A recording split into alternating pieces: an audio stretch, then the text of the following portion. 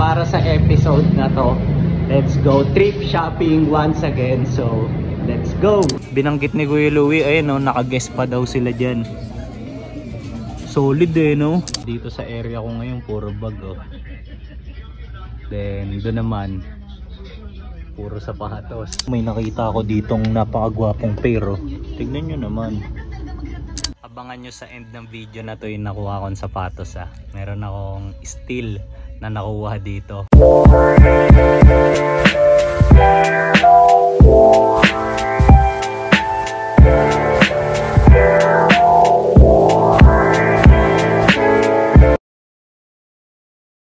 Yo! Good day sa inyong lahat.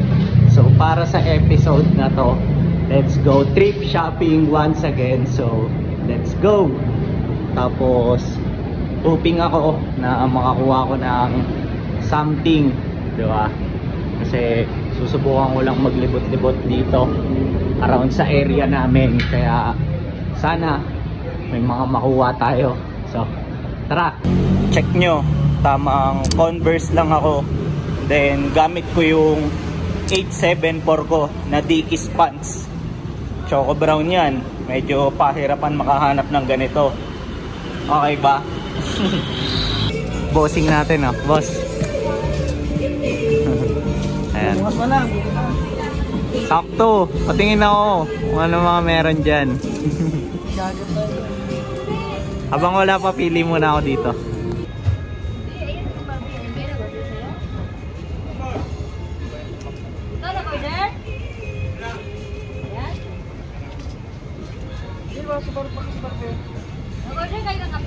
Boss, thank you ah. Thank you te. Nakuha na ako. So lahat ng makukuha nating items mamaya, re-review ko na lang sa end ng video na to. Kaya check nyo kung ano yung mga makukuha natin ah. Sa ngayon, hanap pa tayo. Let's go.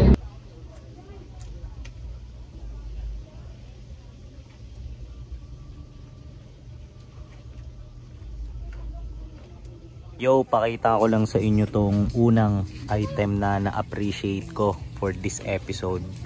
So although random lang siya, nagandahan ako sa kanya kasi tignan niyo yung kulay, parang lavender. Tapos yung bag sa kanya para siyang anorak. Ayun ay may ganyan sa harap.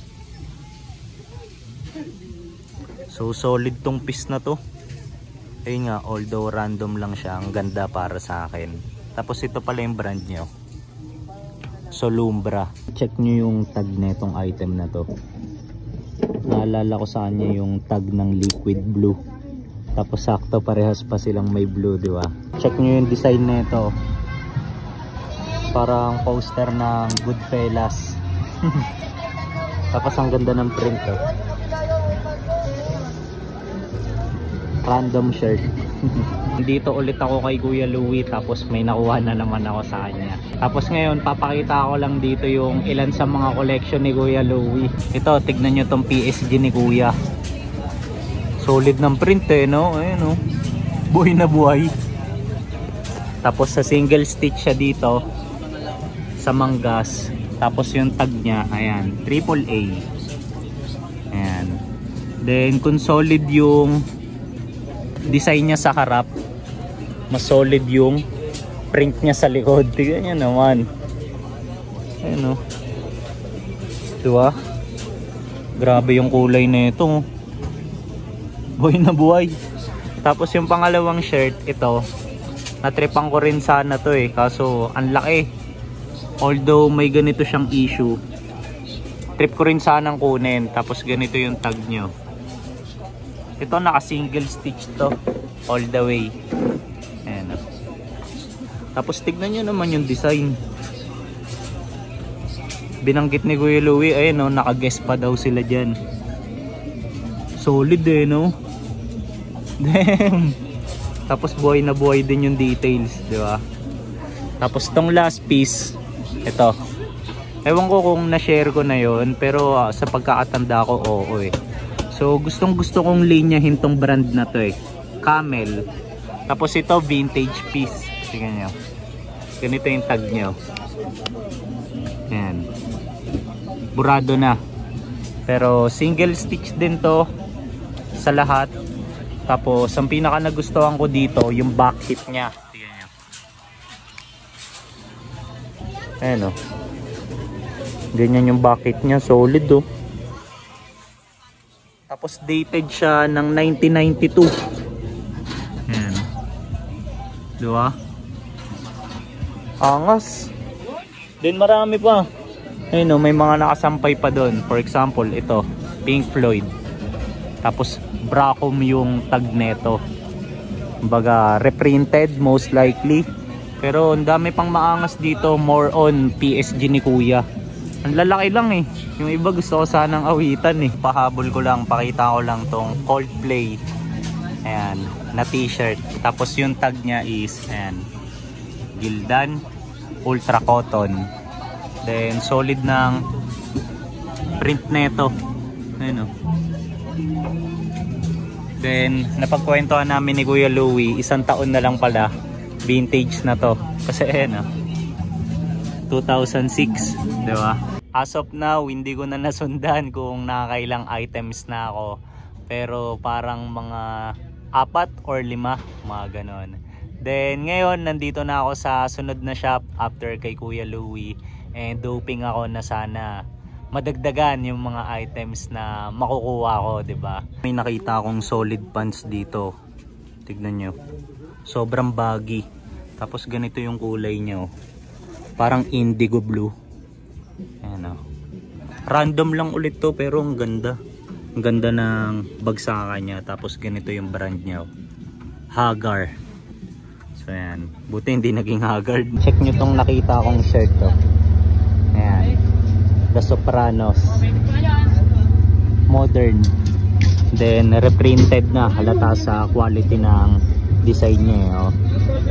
Pero gusto ko lang ipakita kasi solid series to. Okay sana to oh. Kaso parang may talsik ng mod tax dito eh, oh. Parang may sipon eh, oh. Tignan nyo yung brand na ito. Ito. Ayan oh. Foursome. Okay ba yan? Paalis na sana ako kaso tinawag ulit ako ni Kuya Louie. May papakita daw siya. Videoan natin. Baka anaconda to eh. I-display ko lang. Solid yan ah.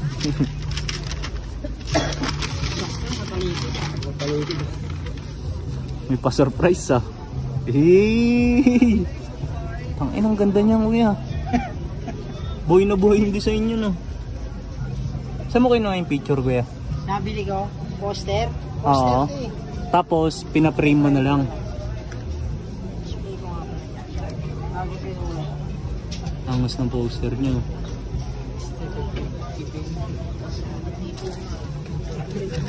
Ano yung Kuya yung isa? Ay, ito tignan din natin. Baka Jordan naman to. Poster din yan Kuya. Solid naman ang poster mo. Ang ganda pa ng condition. Ayun yun.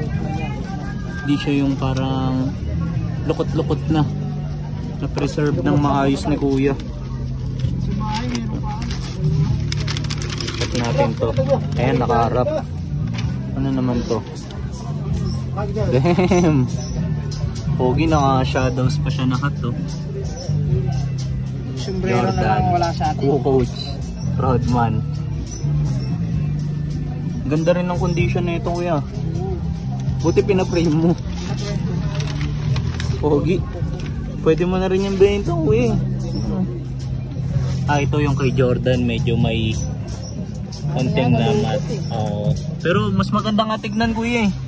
Kaysa yung parang ayos na ayos siya. Angas ng posters ni Kuya eh, no? Paalis na nga talaga ako eh. Tapos tinawag lang nila ako dun eh. Buti nakita ako, diba?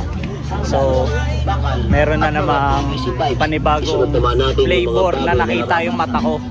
Then ngayon, palipat na ako ng ibang shop.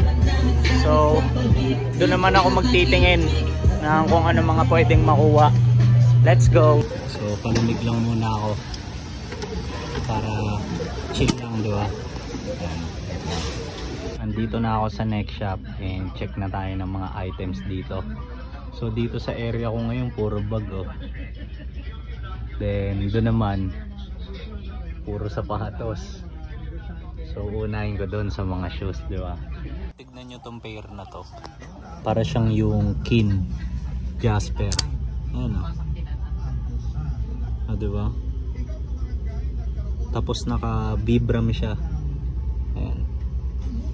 Na sole. Tapos ito yung brand niya. Haglops. Ako familiar dito. Pero ang ganda.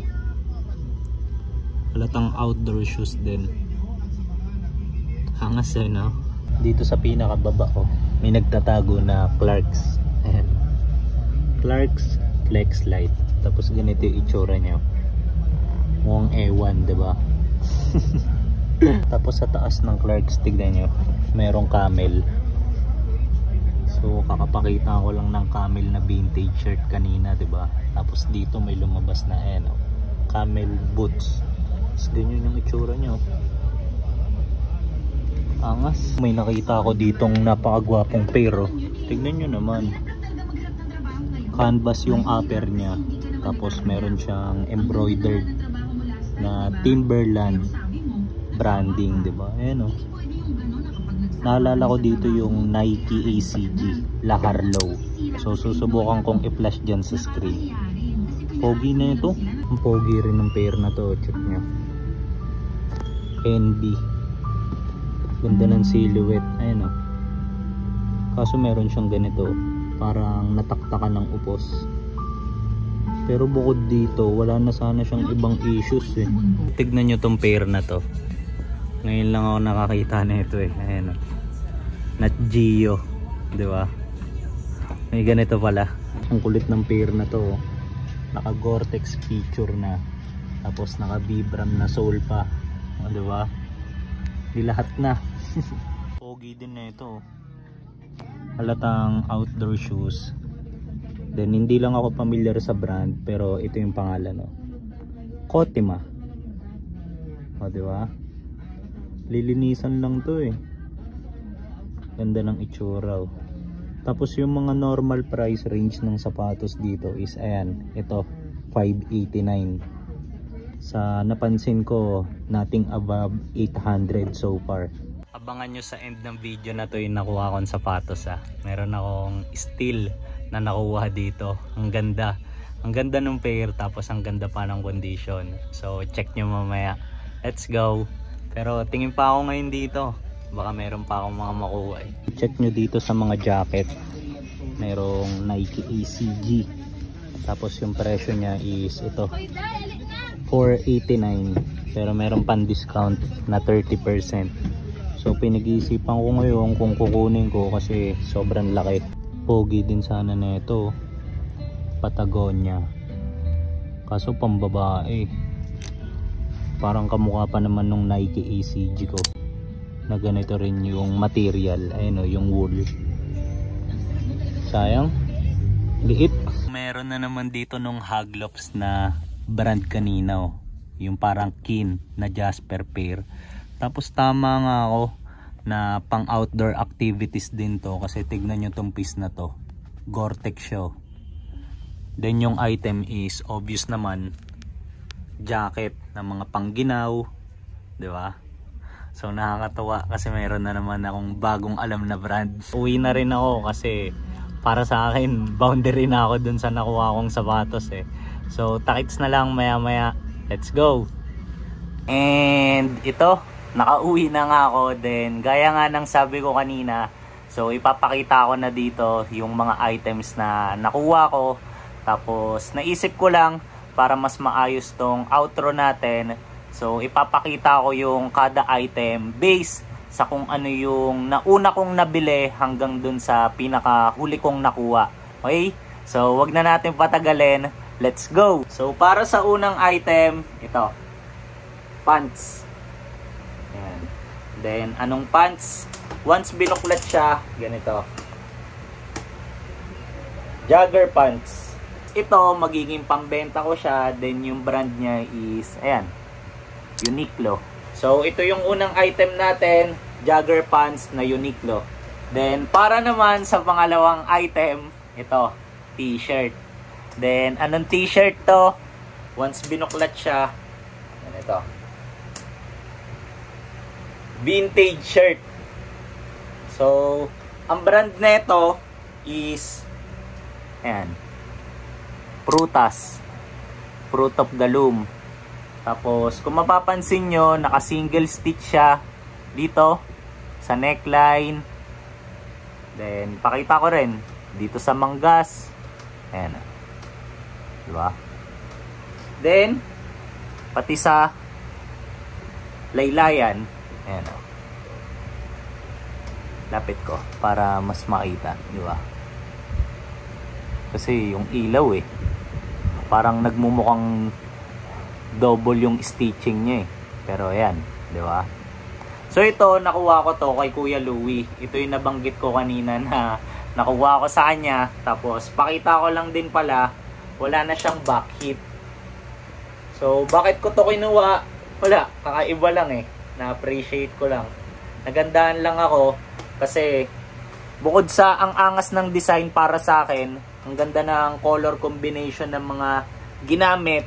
So, laser print din kasi yung ginamit na method sa pagprint sa kanya. Ayan. So, mas maganda pa to kapag ka naluma pa lalo. Tapos, ayan di ba? Ang angas lang. Ewan ko kung makakakita ako ng may ganito rin, di ba? So, if ever wala, so mas maangas, di ba? Kasi ako lang yung may ganito. Then, para naman sa pangatlong item, so familiar na kayo dito kasi napakita ko na kanina to Ito yung baggy kanina.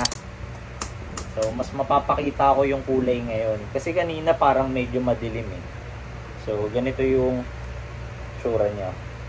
Tapos, yung tela niya, kapag sa malapitan, ganyan para siyang halo or combination ng slacks pati denim, di ba? Tapos para naman sa pang-apat na item natin, so itong item na to, sweater siya. Then once binuklat, ganito yung itsura niya. Okay ba? Then ang brand nito is licensed under Disney. Ayan. Tapos kinuha ko to kasi nagandahan ako sa tela niya Knitted siya. Ayun mapapansin nyo. Sana mapakita ko. Ayun tingnan nyo. Then given na knitted siya, ayun nga, sobrang lambot niya sa personal. Tapos ang kagandahan pa, wala siyang kahit anong issues. Ultimo yung sa mga ganito nyo, ang ganda pa ng condition, hindi lawlaw, and masasabi mong hindi laspag. Ayan. Tapos wala na siyang design sa likod. Ang ganda pa ng kulay, di ba? Navy blue. Ayan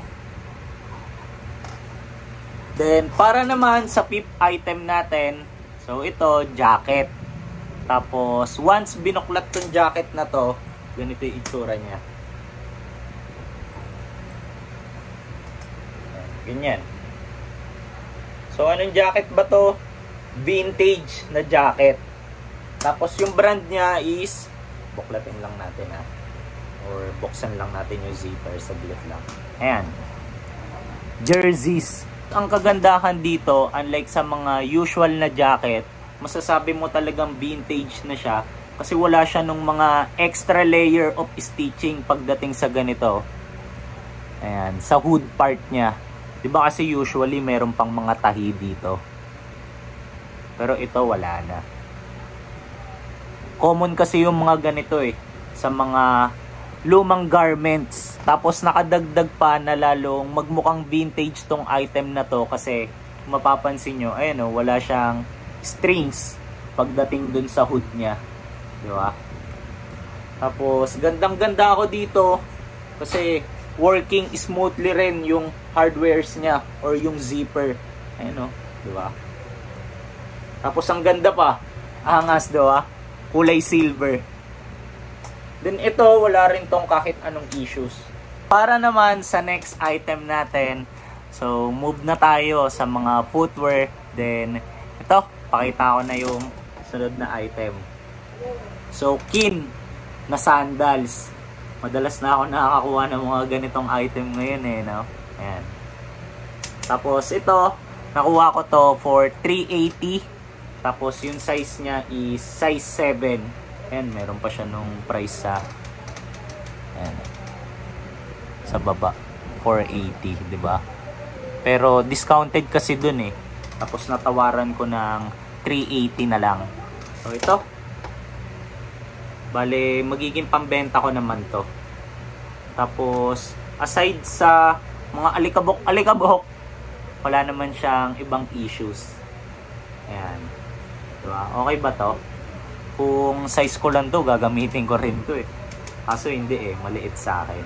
Pero okay lang. Kasi nga, diba nabanggit ko kanina, meron naman akong nakuha na size ko. Diba? So, ayun yung magiging last item natin. Para naman sa 7th item natin, so, ito, magiging pambenta ko rin to kasi hindi ko siya size. Tapos, anong item to? Ito. Onitsuka Tiger. So, ito yung, sa pagkakaalam ko OG na colorway nung ganitong silhouette or ganitong model. Tapos, ang gagandahan dito, wala rin siyang kahit anong issues aside dun sa normal signs of usage.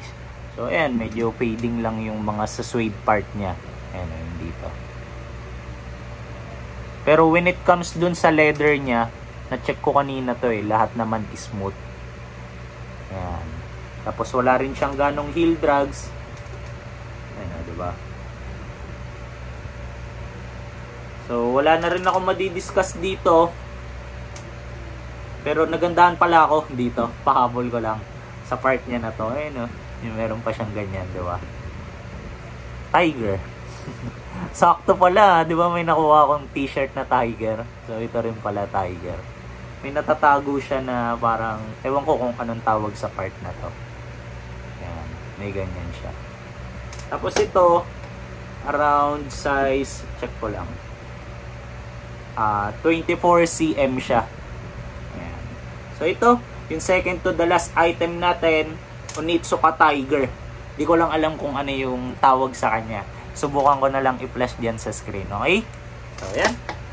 Then, para naman sa last item na nakapagpa-uwi sa akin, kasi na-excite agad ako nung nakuha ko siya. Tapos naisip ko, di ba kanina, boundary na ako. So, pakita ko sa inyo, ito, Nike Initiator. Tapos, discuss natin yung details neto kasi gandang-ganda ako sa kanya eh. So, una, size 9 to. Size ko talaga. Okay? Tapos, pangalawa, sobrang gusto ko siya kasi favorite ko yung kulay na meron siya. Kulay asul. So, ayan. Ganyan siya. Tapos, nabanggit ko kanina, di ba? Still ko siya nakuha. Tapos, ang ganda pa ng condition niya. So, pakita ko lang muna sa inyo yung likod niya. Ayun, tingnan niyo. Walang ganong heel drags, di ba? Ayan. Tapos, yung dito sa heel tab niya, mapapansin nyo, tayong-tayo pa. So, it means, maganda talaga yung condition niya. Kasi usually, kapag gamit na yung pair, di ba? Either medyo nakalundo na to, or grabe na yung creases, or yung lukot sa mga ganitong part. Ayan. Tapos ito, chinek ko, kahit yung ilalim niya, wala talaga siyang ganong heel drags. Ayan. Diba? Then ito pala, nakuha ko to for around 450. Pero discounted na yun kasi parang yung original price niya parang nasa 600 and up eh. Parang ganun.